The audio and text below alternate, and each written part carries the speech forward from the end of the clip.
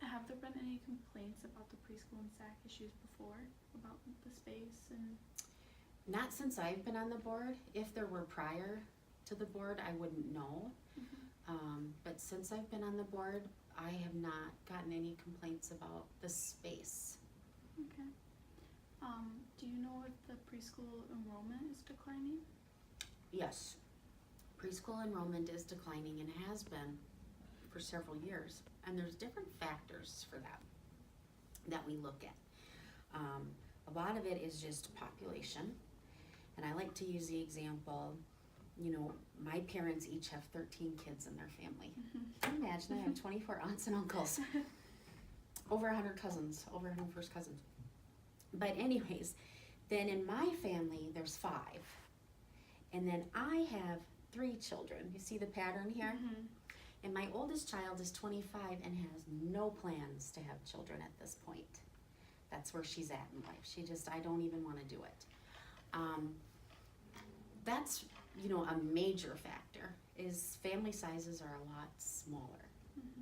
And population isn't necessarily growing steadily either as far as families moving in.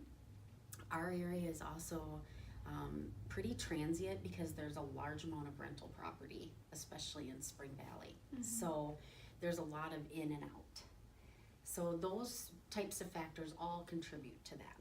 So yeah, our preschool numbers are slowly declining, which means our classroom numbers, of course, will slowly decline.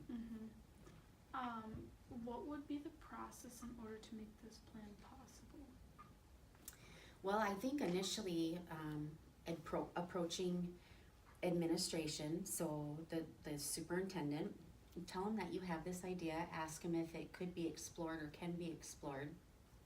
At that point, Mr. Hakimovich would probably talk to John Doles, who's the building and grounds director, and they would probably look at things like, is there a need for it? Is it sustainable because there's a need? You know, what would be projected costs? How would this process go? And if they feel that those questions are answered to make it viable, at that point, Jim then would probably bring it to the board and say, look, we identified a need. These are the things we talked about that could potentially help that need. And then the board would discuss it further from there. Have parents removed their kids from the school due to the issue? To what issue? Like the space or, you know, not enough room for that? Nope, I've not that I've ever been made aware of. But again, I've never heard any complaints about space either. So, not that I'm aware of. But I would check with Becky or Christina Howard.